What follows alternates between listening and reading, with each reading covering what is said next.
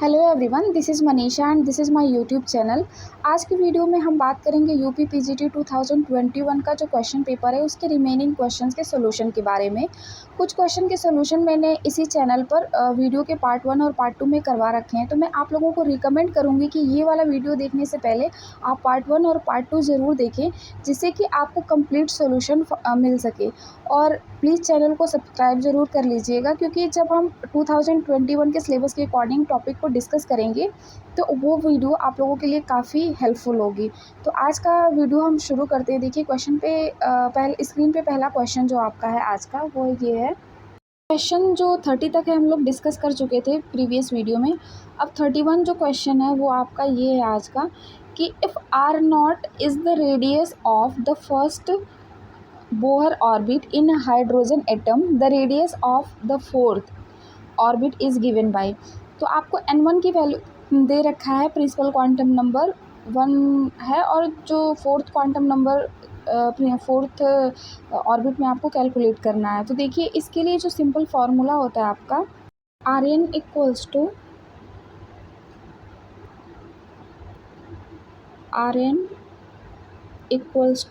0.53n²। तो यहाँ से हम एक रिलेशन देख रहे हैं कि r n is directly proportional to n², यानी कि जो रेडियस है बोर रेडियस वो प्रिंसिपल क्वांटम नंबर के स्क्वायर के डायरेक्टली प्रोपोर्शनल है। तो आपको दिया है आर नॉट, और मतलब n की जो वैल्यू है आपकी 1 दी हुई है, और एक वैल्यू जो आपको फाइंड आउट जहाँ पे करना है वो n बराबर 4 के लिए निकालना है। तो देखिए यहाँ से हम अगर निकालेंगे तो r naught upon R4 equals to आपका आ जाएगा 1/4। ओके, n1 अपॉन n2 कर देंगे तो n1 जो आपका 1 है पहले ऑर्बिट के लिए, और 4 के लिए आपको कैलकुलेट करना है, तो यहाँ पे 4 रख देंगे और इसका होल स्क्वायर कर देंगे। तो आपका यहाँ से आ जाएगा R4 equals to 16 R0। Okay, तो देखिए कौन सा ऑप्शन करें आपका, इसका ऑप्शन ए जो होगा वो करेक्ट होगा। Okay, option A will be the correct option. अब देखिए जो नेक्स्ट क्वेश्चन है आपका वो है स्ट्रेस और स्ट्रेन का सवाल है यहाँ पे।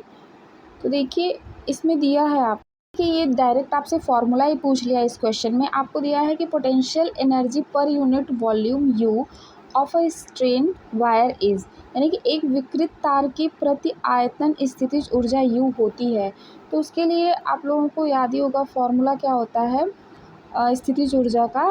Potential U equals to half stress multiplied by strain. Okay, अब हम मूव करते हैं नेक्स्ट क्वेश्चन की तरफ। देखिए क्वेश्चन नंबर 33 जो आपका दिया है वो दिया है two lenses have dispersive power in ratio 2:1। These glasses are use to make a chromatic lens of focal length 20 centimetre. The value of focal length of two lenses are. तो आपसे दो लेंसेज की फोकल लेंथ की value पूछ रहा है, और इनकी जो विक्षेपण क्षमताओं का अनुपात है वो दे रखा है 2:3 है। ठीक है, और जो ये कंबाइन होके एक जो लेंस बना रहे हैं, जैसे एक्रोमेटिज्म की जो प्रॉपर्टी थी मैंने प्रीवियस वीडियो में भी आप लोगों को डिस्कस किया हुआ है। तो जब दो लेंसेज डिफरेंट मटेरियल के या फिर सेम मटेरियल के जब बनते हैं तो उनके लिए जो फार्मूला होता है उसको मैंने बताया है पिछले लेक्चर में भी।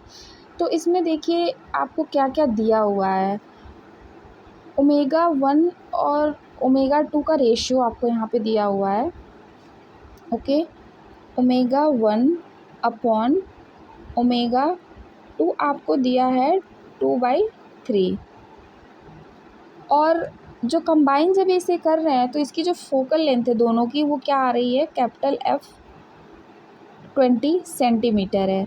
आपसे पूछ क्या रहा है, F1 पूछ रहा है कि क्या होगा और F2 की वैल्यू क्या होगी। ओके, और हमें जैसे पता है कि जब एक्रोमेटिज्म का जो फॉर्मूला होता है वो क्या होता है, omega 1 upon F1 plus omega 1 upon F2 equals to 0। तो यहाँ से जब अगर हम देखें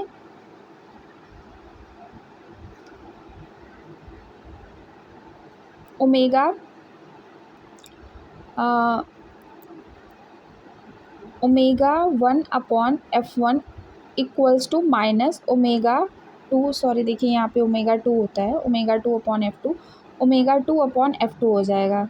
इज़ दैट ओके? अब देखिए ω1/ω2 इक्वल्स टू, यहाँ से क्या रिलेशन निकल के आएगा आपका -f1/f2। ओके, तो जो ये क्वेश्चन में आपका ω1/ω2 दे ही रखा है 2/3। अब -f1/f2 ये किसके इक्वल हो गया, 2/3 के इक्वल हो गया। तो यहाँ से f1 और f2 में रिलेशन फाइंड आउट हो जाएगा, वो आपका निकल के आएगा f1 equals to -3/2 f2। Okay, ये 3 है, -3/2 f2। अब देखिए यहाँ पे फोकल लेंथ पूछा है, कंबाइंड फोकल लेंथ कितनी होगी।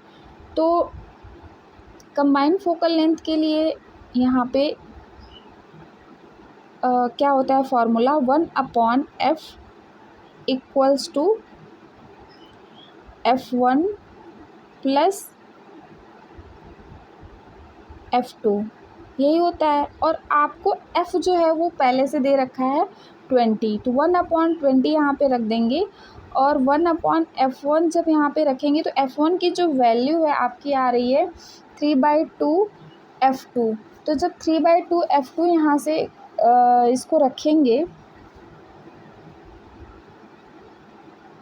देखिए यहाँ से जो f1 है, सॉरी देखिए यहाँ पे मैंने गलत किया है, 2/3 नहीं होगा, 3/2 नहीं होगा, 2/3 होगा। यहाँ से f1 जो आपका आएगा, ये वाली वैल्यू इधर चली जाएगी। f1 जो यहाँ से कैलकुलेट होके आपका आएगा f1 इक्वल्स टू -2/3 f2 आएगा। ओके, तो यहाँ पे जब इसकी वैल्यू पुट करेंगे f1 की, तो ये आपका हो जाएगा -3/2, ये ऊपर चला जाएगा क्योंकि f1 नीचे है, -3/2 f2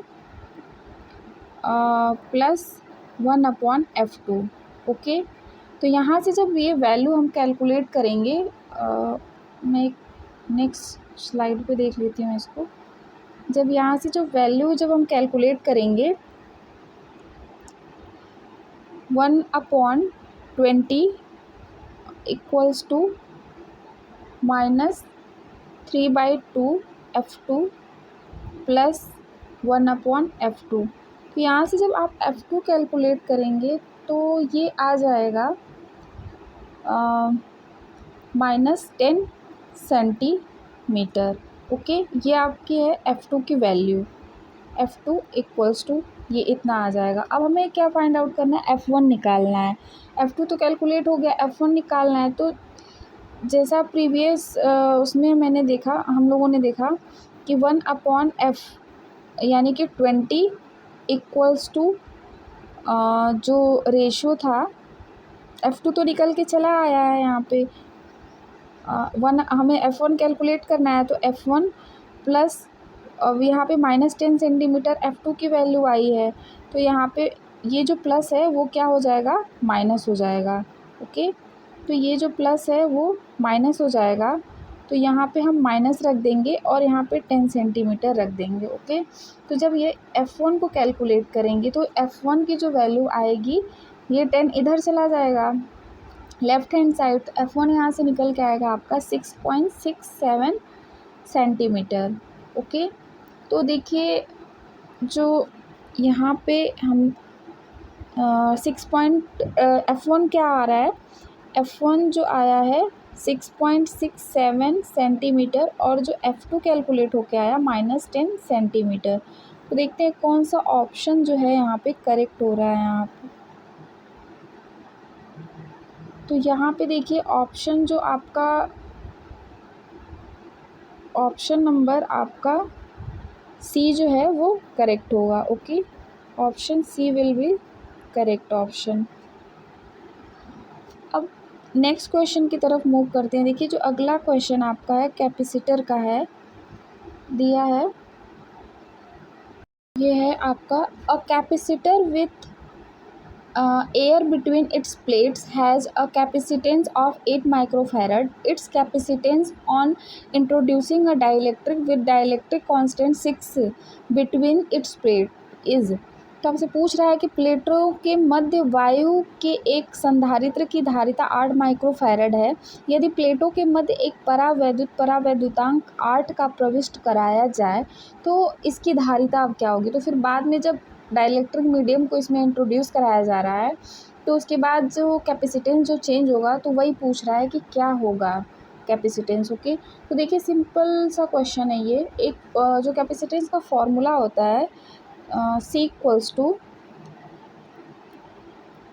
ए एप्साइलन नॉट के, जो भी मीडियम का डाइलेक्ट्रिक इसमें के जो है कांस्टेंट है, डाइलेक्ट्रिक कांस्टेंट जब भी मीडियम इंट्रोड्यूस होता है उसका, और अपॉन डी। डी जो है सेपरेशन है प्लेट्स के बीच का। अब देखिए यहाँ से सी जो है डायरेक्टली प्रोपोर्शनल क्या आ रहा है, के आ रहा है। ओके, सी डायरेक्टली प्रोपोर्शनल यहाँ पे के आ रहा है, यानी डायरेक्ट जो डाइलेक्ट्रिक कांस्टेंट है उसका। तो आपको दिया है यहाँ पे कि एक जो कैपेसिटेंस की जो वैल्यू दे रखी है एयर में 8 माइक्रोफैरड है। ओके, अब हमें एयर में दिया हुआ है तो एयर में तो कोई मीडियम है नहीं, तो यहाँ से अगर हम एक फॉर्मूला जनरेट करें कि सी medium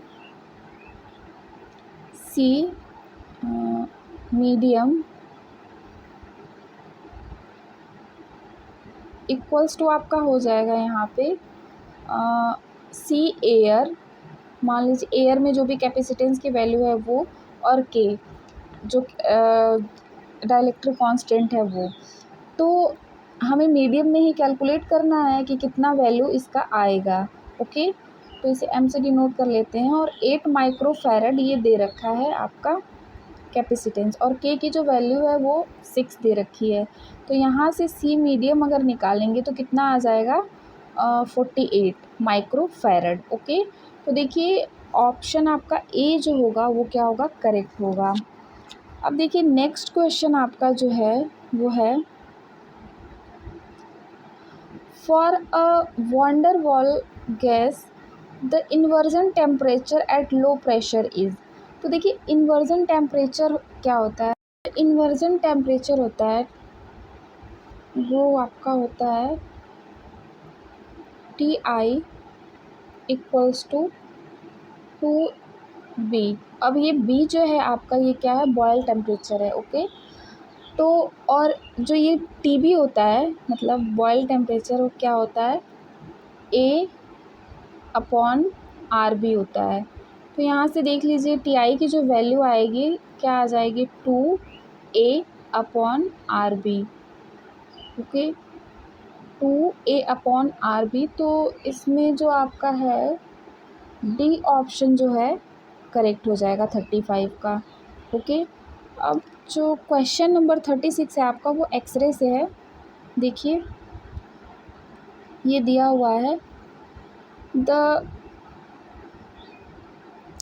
wavelength of K X ray line of an element of atomic number z equals to 11 is lambda. The wavelength of K X-ray line of another element of atomic number Z is 4 lambda. Then Z is, यानी कि आपको एक element का atomic number दे रखा है Z equals to 11 और उसकी wavelength आपको लैम्डा दे रखी है, और ये कौन सी एक्सरे है, के अल्फ़ा लाइन वाली है। तो आपसे पूछ क्या रहा है कि एक एटॉमिक नंबर Z का कोई भी एलिमेंट है उसकी जो वेवलेंथ है 4 लैम्डा दी हुई है, तो आपसे वो एटॉमिक नंबर जो है उस पर्टिकुलर एलिमेंट का वो क्या होगा। तो देखिए इसके लिए हम कौन सा फॉर्मूला यूज़ करेंगे, जैसे कि हम जानते हैं मोज़ले लॉ के बारे में। ठीक है, तो देखिए मोज़ले लॉ क्या होता है, मोज़ले लॉ आपका होता है न्यू फ्रीक्वेंसी है ये nu is directly proportional to A Z minus B का होल स्क्वायर, जहाँ पे जेड आपका एटॉमिक नंबर है और के अल्फा लाइन के लिए जो बी की वैल्यू होती है वो क्या होती है, 1 होती है। अब देखिए न्यू इक्वल्स टू क्या होता है, जनरल फार्मूला है लैम्डा के टर्म में सी अपॉन लैम्डा होता है। तो यहाँ से अगर हम न्यू की जगह पे सी अपॉन लैम्डा अगर पुट करेंगे तो C upon lambda is directly proportional to, ये हो जाएगा A Z minus B whole square. Okay, अब Z1 Z2 लैम्डा 1 लैम्डा 2 ये चीज़ें दे रखी है, अगर हमें कैलकुलेट करना है Z2 की वैल्यू को। ओके, तो यहाँ से अगर हम रिलेशन को देखें तो यहाँ से क्या कैलकुलेट होके आएगा आपका, देखिए C is directly proportional to A Z minus B whole square और लैम्डा। तो अगर हम 1 2 ऐसे नोटेशन लेके जब चलेंगे तो C is directly proportional to A Z1 B whole square lambda 1। और ऐसे ही अगर हम इस वाले के लिए भी अगर कैलकुलेट करते हैं सेकेंड एलिमेंट के लिए, तो वो भी हो जाएगा आपका C is directly proportional to A Z minus यहाँ पे Z2 हो जाएगा क्योंकि एलिमेंट वो डिफरेंट हो रहा है। ओके, तो होल स्क्वायर और यहाँ पे लैम्डा 2, तो C और C दोनों क्या हैं, इक्वली हैं आपस में। तो इस रिलेशन से अगर हम देखें तो ये आपका हो जाएगा A Z1 minus 1 sorry B है यहाँ पे B whole square lambda 1 equals to A Z2 minus B whole square lambda 2। ये वाला कैंसिल हो जाएगा। और जो B की वैल्यू होती है, मैंने बताया के अल्फा लाइन के लिए, दोनों एलिमेंट के लिए के अल्फा लाइन का ही पूछा है, तो वो हो जाएगा आपका 1। और Z1 की वैल्यू पहले एलिमेंट के लिए 11 दे रखी है क्वेश्चन में, तो यहाँ पे 11 माइनस 1 का होल स्क्वायर, और लैम्डा 1 की वैल्यू लैम्डा दी है, और Z2 आपसे पूछा है, और ये -1 इसका होल स्क्वायर, और लैम्डा 2 आपको 4 लैम्डा दिया हुआ है। ओके, तो ये इससे कैंसिल आउट हो जाएगा, और ये हो जाएगा 10 का स्क्वायर, 11 माइनस 1 10 हो जाएगा, और 10 का स्क्वायर 100 हो जाएगा, तो ये आपका हो जाएगा 100 equals to Z2 minus 1 whole square 4। तो ये 4 से ये कटेगा तो ये 25 हो जाएगा यहाँ पे। तो अब देखिए Z2 25 है आ रहा है, तो इसका जब स्क्वायर यहाँ से करेंगे तो ये हो जाएगा 5, मतलब रूट अंडर ले लेंगे, 5 इक्वल्स टू आपका आ जाएगा Z2 माइनस 1। तो ये वाला -1 इधर जाके प्लस हो जाएगा, तो Z2 की जो वैल्यू आ जाएगी आपकी 6 आएगी। तो जो दूसरा वाला एलिमेंट है जिसके लिए वेवलेंथ जो आपका आ रहा है 4 लैम्डा, उसकी वैल्यू क्या हो जाएगी यहाँ पे 6 हो जाएगी। ओके, तो देखिए ऑप्शन आपका जो C है 36 का वो होगा करेक्ट। अब नेक्स्ट, ये जो नेक्स्ट क्वेश्चन है वो ये है कि the ratio of most probable speed and average speed of a gas enclosed in a vessel is. एक बंद बर्तन में गैस के अणुओं की अधिकतम संभाव्य गति और औसत गति का अनुपात है। तो एज वी नो दैट कि जो हमारा VRMS वैल्यू जो होती है वो क्या होती है गैस की, वो होती है VRMS equals to √3 RT/m। Okay, और एवरेज का पूछा है, तो V एवरेज जो होता है वो क्या होता है, V एवरेज √8 RT/m होता है। ओके, और एक और होता है जो मोस्ट प्रोबेबल स्पीड होती है वो VMP इक्वल्स टू आपका होता है √2 RT/m। लेकिन यहाँ पे जो रेशियो है क्वेश्चन में वो दिया हुआ है आपका हाँ, रेशियो जो है दिया हुआ है most probable speed and average speed of a gas enclose in a vessel, यानी कि VMP और V एवरेज ये वाला, इन दोनों के बीच का रेशियो पूछा हुआ है। ओके, इसके और इसके बीच का। तो यहाँ से देखिए क्वेश्चन के अकॉर्डिंग VMP यानी कि most probable speed divided by V average, ये हो जाएगा √2 RT/m divided by √8 RT/m by pi M. तो देखिए यहाँ से m से ये वाला m जो होगा वो कैंसिल हो जाएगा, RT से ये वाला RT कैंसिल हो जाएगा, और यहाँ पर 2 है अंडर रूट, तो यहाँ पर 8 से यहाँ पे कैंसिल होगा तो ये 4 होगा। ठीक है, तो अब देखिए कैलकुलेट करने पर आ क्या जाएगा, ये वाला जो पाई है वो ऊपर जाएगा।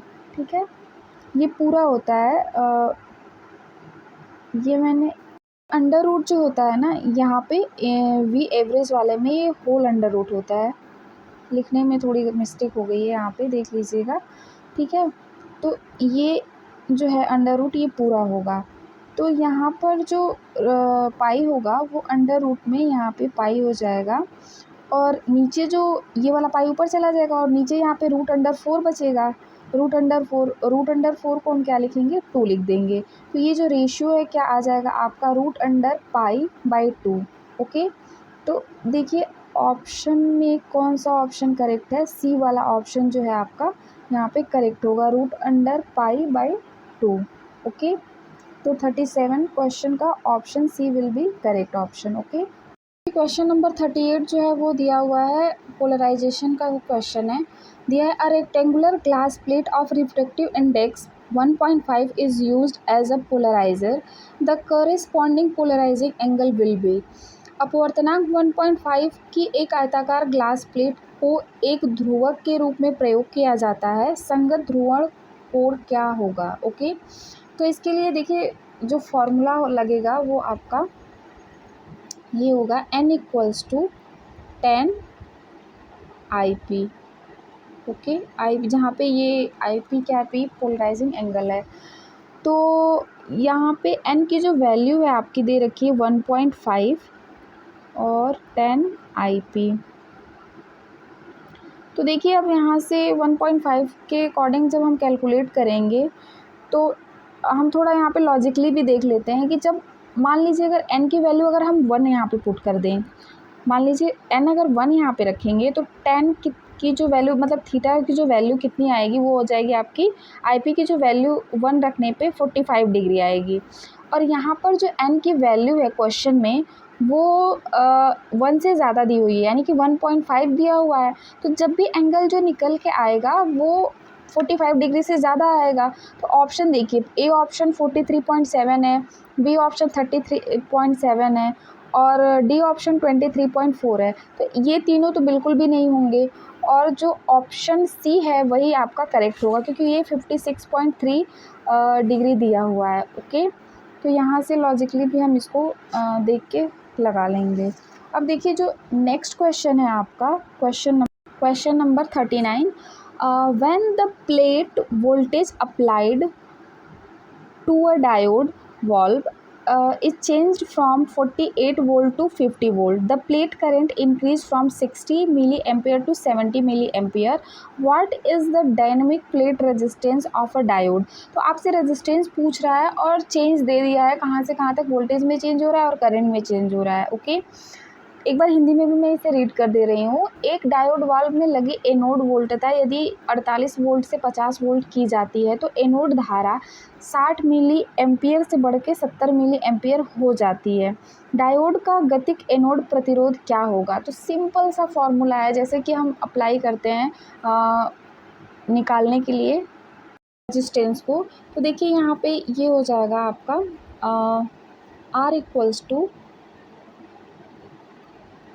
ओम्स लॉ के according dV/dy। Okay, V = IR होता है, उसी से ये है dV = dy, यानी कि delta V divided by D, equal नहीं डिवाइडेड बाई। ओके, तो ये देखिए डायनेमिक रेजिस्टेंस के बारे में पूछा है, तो आपका ये R हो जाएगा। चेंज कहाँ से कहाँ तक हो रहा है वोल्टेज, 48 से 50 वोल्ट हो रहा है। ओके, तो जब ये है change in voltage V2, dV का मतलब ये है V2 - V1। ओके, और यहाँ पे DI का मतलब है I2 - I1। तो देखिए 50 - 48 अब डिवाइडेड बाई 7, यहाँ पे जो करेंट है वो मिली एम्पियर में दी हुई है, तो 70 माइनस 60 मल्टीप्लाइड बाई, इसको एम्पियर में कन्वर्ट कर लेंगे तो 10⁻³ हो जाएगा। और ऊपर आपका आ जाएगा 2 बचेगा, और यहाँ पे 10 मल्टीप्लाइड बाई 10⁻³ तो जब इसे कैलकुलेट करेंगे तो ये हो जाएगा आपका 2000 डिवाइडेड बाई 10, और ये ज़ीरो कैंसिल हो जाएगा, तो R इक्वल्स टू यहाँ से आ जाएगा डायनेमिक रेजिस्टेंस 200 ओम। ओके, तो कौन सा ऑप्शन करेक्ट है इसका? 200 ओम, यानी कि ए ऑप्शन जो है वो क्या होगा? करेक्ट होगा। ओके, अब देखिए नेक्स्ट क्वेश्चन 40 है आपका। Viscosity of a gas is due to transport of, एक गैस की श्यानता डैश डैश के परिवहन से होती है। तो जो विस्कोसिटी जो होता है उसका सीधा रिलेशन किससे होता है? मोमेंटम से होता है। ओके, तो ये याद रखिएगा आप लोग, इसका ऑप्शन ए जो होगा वो करेक्ट हो जाएगा। ओके, अब क्वेश्चन नंबर 41 है आपका। 41 में कैलकुलेट करना है आपका सेल्फ इंडक्टेंस, कैलकुलेट करना है कॉइल का। तो देखिए ये दिया है आपका, when the current of a coil change from 8 ampere to 2 ampere in 3 into 10⁻³ second, the EMF induced in a coil is 2 volt. The self inductance of a coil is, तो जो फॉर्मूला होता है इसमें मैं एक बार हिंदी में भी इसे रीड कर दे रही हूँ। एक कुंडली में 3×10⁻³ सेकेंड में धारा जब 8 एम्पियर से परिवर्तित होकर 2 एम्पियर हो जाती है तो कुंडली में प्रेरित विद्युत वाहक बल 2 वोल्ट है, कुंडली का प्रेरकत्व है। तो जो सेल्फ इंडक्टेंस का जो फॉर्मूला होता है वो होता है आपका E इक्वल्स टू, आपका क्या होता है? E equals to L di/dt। तो यहाँ पे जो L है वो क्या है? सेल्फ इंडक्टेंस है, और E की जो वैल्यू है आपको दे रखी है क्वेश्चन में, देखिए यहाँ पे 2 वोल्ट दे रखी है। ठीक है, EMF जो इंड्यूस हो रहा है वो क्या है? 2 वोल्ट का हो रहा है, तो ये 2 हो जाएगा, 2 वोल्ट। और DI जो है आपका, करंट कहाँ से कहाँ तक चेंज हो रहा है? 8 एम्पियर से, यहाँ पे 8 एम्पियर से 2 एम्पियर तक चेंज हो रहा है, और टाइम जो है आपको दे रखा है, और L कैलकुलेट करना है। ओके, तो L यहाँ पे हो जाएगा आपका, और 8 - 2 और 3 × 10⁻³ सेकेंड में ये चेंज हो रहा है। तो यहाँ से जब इसे L को आप कैलकुलेट करेंगे तो ये वैल्यू आएगी आपकी 10⁻⁻3, यानी कि ये हेनरी में आएगी। और ऑप्शन एक बार देख लेते हैं, ऑप्शन सारे आपके मिली हेनरी में दिए हुए हैं, तो ये जो आपका L हो जाएगा 1 मिली हेनरी हो जाएगा। तो देखिए ऑप्शन 1 आपका यहाँ से क्या होगा? करेक्ट होगा 41 का। ओके, अब नेक्स्ट क्वेश्चन नंबर 42 जो है आपका, ये है सिंपली फार्मूला पूछा है प्लैंक्स रेडिएशन एनर्जी का। देखिए according to Planck the average energy of oscillator of frequency nu and its integral multiple is, Planck के अनुसार आवृत्ति न्यू तथा इसके पूर्णांक के दोलकों की औसत ऊर्जा होती है। तो देखिए जो प्लैंक फार्मूला होता है वो क्या होता है? E equals to h nu upon e की power -h nu upon KT-1। तो यही E को क्या लिख दिया है यहाँ पे? EXP यानी एक्सपोनेंशियल। तो ये वाला जो ऑप्शन आपका है D इसमें करेक्ट हो जाएगा। ओके, अब देखिए क्वेश्चन जो 43 है वो डाइपोल का क्वेश्चन है, यहाँ पे ये दिया है। देखिए ये क्वेश्चन जो है, dipole is formed by 2 charges of 5 microcoulomb and -5 microcoulomb at distance of 8 millimetre. Find the electric field. पहला जो कहाँ पे निकालना है? अ point 25 centimetre away from dipole centre and its axis और जो दूसरा है वो है अ पॉइंट 20 centimetre away from away on a line perpendicular to the axis as passing through its centre. यानी कि एक जो है आपको कैलकुलेट करना है, यहाँ पे देखिए 2 डाइपोल दे रखा है यहाँ पे, एक यहाँ पे चार्जेस है, यहाँ पे ये यहाँ पे मान लीजिए प्लस क्यू है, यहाँ पे माइनस क्यू है, ठीक है। और इनके बीच की जो डिस्टेंस है वो आपको 8 मिलीमीटर दे रखी है।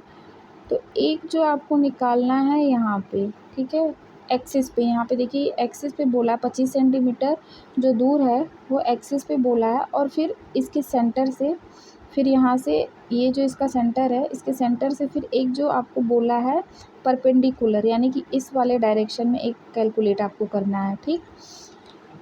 तो इसके लिए देखिए जो फॉर्मूला होता है आपका, जब हम इक्वेटर, इसको क्या बोलते हैं, ई इक्वेटर, ठीक है, इक्वेटर, एक मिनट,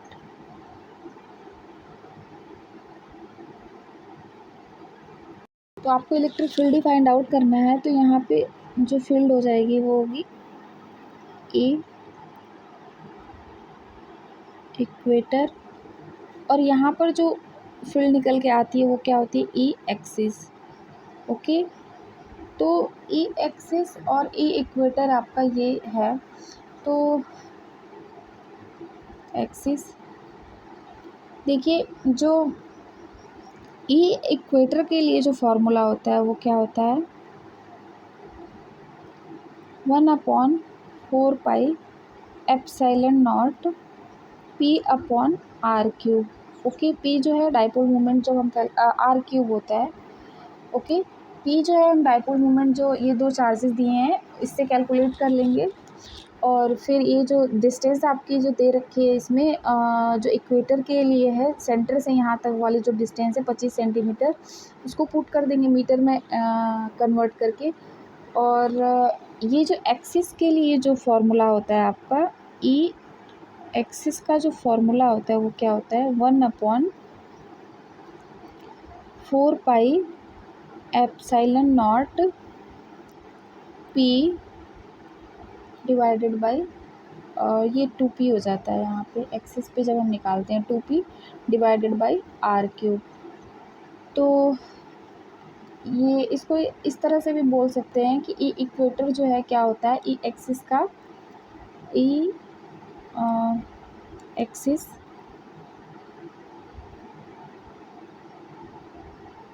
डिवाइडेड बाई 2, ओके। तो यहाँ से हम डाइपोल को कैलकुलेट कर लेंगे, और इसमें क्या करेंगे कि जो डिस्टेंस जो दे रखी है इन दोनों के बीच में, जो ये वाली जो डिस्टेंस है वो 8 मीटर दिया हुआ है, और ये वाला जो डिस्टेंस है, जो पहला वाला ऑप्शन है आपको उस पर क्या कैलकुलेट करना है, और सेकंड वाले, पहले वाले ऑप्शन पे शायद एक्सिस पे निकालना है, ठीक है। तो ये वाला जो है, देखिए ये वाला जो है आपको, ये पहला वाला है, जो पहला वाला है ये वाला है, इससे कैलकुलेट करना है, ओके। पहले वाले में, और ये जो सेकंड वाला है ऑप्शन, उसमें ये वाला कैलकुलेट करना है। तो इससे आप लोग कैलकुलेट कर लीजिएगा, मैं इसका आंसर डायरेक्टली बता दे रही हूँ कितना आएगा। इसका ऑप्शन जो है आपका आंसर आएगा बी वाला, ओके। इसका ऑप्शन बी जो होगा वो करेक्ट होगा। आप लोग इसे सॉल्व कर लीजिएगा, अगर नहीं आएगा तो मुझे एक बार कमेंट करके बता दीजिएगा, मैं फिर से इसे करवा दूँगी, ओके। अब हम मूव करते हैं नेक्स्ट क्वेश्चन की। देखिए अगला क्वेश्चन आपका 45 नंबर जो है वो दिया हुआ है लिसा जोस फिगर से। The shape of the Lissajous figure depend on. तो Lissajous figure find out करने की जो कंडीशन होती है वो क्या होती है, देखिए x इक्वल्स टू आपका जो दिया होता है, x equals to a sine omega t plus 5, okay. और ये पहला इक्वेशन बनता है, और दूसरा इक्वेशन जो क्या होता है वो होता है b sign omega t, okay. तो यहाँ पे हम देख रहे हैं कि ऑप्शन में क्या क्या दिया हुआ है, क्या कंडीशन है। The amplitude of the superposing waves का एम्पलीट्यूड है उस पर, frequency of superposing waves, the phase difference between the waves, all of above. तो यहाँ पे देखिए जो फाई है, फेज डिफरेंस फाई पर भी डिपेंड कर रहा है, फ्रीक्वेंसी ओमेगा पर भी डिपेंड कर रहा है, जो एम्पलीट्यूड है यहाँ पे, ये एम्पलीट्यूड पर भी डिपेंड कर रहा है, ये एम्पलीट्यूड है इस पर भी डिपेंड कर रहा है, और ओमेगा फ्रीक्वेंसी पर भी डिपेंड कर रहा है जो सुपर इम्पोज करेंगी जो दो वेव्स उस पर, और जो फाई जो यानी कि फेज डिफरेंस है उस पर भी डिपेंड कर रहा है। तो इसका जो आपका ऑप्शन है वो ऑल ऑफ एबव यानी डी ऑप्शन जो होगा वो करेक्ट होगा। ओके, अब नेक्स्ट क्वेश्चन जो है वो वेव प्लेट से दिया हुआ है। देखिए दिया है for mu naught equals to 1.44 and mu equals to 1.58 and lambda equals to 6500 angstrom, the thickness of equator quarter wave plate is. तो आपसे क्वार्टर वेव प्लेट का थिकनेस पूछ रहा है, और इसकी जो म्यूवी और म्यू नॉट जो है ये दोनों दे रखा है। तो देखिए इस क्वेश्चन को, इसको सॉल्व करने के लिए जो फॉर्मूला हम अप्लाई करेंगे वो ये होगा, टी इक्वल्स टू, जब थिकनेस हमें निकालना होता है क्वार्टर वेव प्लेट का, तो टी इक्वल्स टू क्या होता है, लैम्डा बाई 4। अगर ये हाफ वेव प्लेट दिया होता है तो यहाँ पे लैम्डा बाई 2 कर देते। ओके, म्यू ई, जो ई है वो रिफ्रैक्टिव इंडेक्स यहाँ पे दिया हुआ है ई रे का, और म्यू नॉट जो होता है ये क्या होता है, refractive index of O wave का जो होता है ये होता है। ठीक है, तो ओ मतलब ऑर्डिनरी वेव जो होती है वो, तो टी इक्वल्स टू यहाँ पे हो जाएगा आपका ये 6500 दिया हुआ है यहाँ पे, और ये एंगस्ट्राम में वैल्यू है तो इसको हम 10⁻⁻10 कर लेंगे, और डिवाइडेड बाय ये 4 यहाँ पे दिया हुआ है, और ये 1.558 है। ओके, ये 5 है, और माइनस 1.544। तो जब इसे हम कैलकुलेट करेंगे तो टी इक्वल्स टू आपका आ जाएगा 11.6 माइक्रोमीटर में इसका आंसर आएगा। तो देखिए इसमें ऑप्शन आपका जो है 46 का बी जो है वो करेक्ट होगा, 11.6 माइक्रोमीटर। अब देखिए नेक्स्ट क्वेश्चन आपका जो दिया है वो क्या है, the displacement current arises due to. तो जो डिस्प्लेसमेंट करंट होती है वो किसके थ्रू अराइजेज होती है, विस्थापन धारा उत्पन्न होती है केवल धनात्मक आवेश के कारण, केवल ऋणात्मक आवेश के कारण, दोनों धनात्मक एवं ऋणात्मक आवेश के कारण, डी ऑप्शन है आपका समय के साथ बदलती विद्युत क्षेत्र के कारण। तो आप लोगों को पता होगा कि जो डिस्प्लेसमेंट करंट जो जनरेट होती है वो क्यों होती है, टाइम वेरिंग इलेक्ट्रिक फील्ड के थ्रू होती है। ओके, तो इसका जो डी ऑप्शन है वो क्या होगा, करेक्ट हो जाएगा। अब देखिए जो 48 क्वेश्चन है वो दिया है आपका, a block of steel heated to 100 degree Celsius is left in a room temperature to cool, which of the curve show in the figure represent the correct behaviour. आपको दिया है यहाँ पे क्वेश्चन में कि 10 डिग्री सेल्सियस पर गर्म steel का एक खंड कमरे में ठंडा होने के लिए छोड़ दिया जाता है, तो नीचे दिए गए वक्रों में से कौन इसके उचित व्यवहार को प्रदर्शित करता है, जो कौन सा कर्व ए बी सी को इसमें से कौन सा ठीक से रिप्रेजेंट करेगा। तो देखिए जब किसी भी ऐसे सिस्टम को कूलिंग के लिए छोड़ दिया जाता है तो वहाँ पे हम क्या देखेंगे, न्यूटन्स का जो कूलिंग लॉ है उसके अकॉर्डिंग क्या होता है, देखिए D Q by D T directly proportional to T minus T not.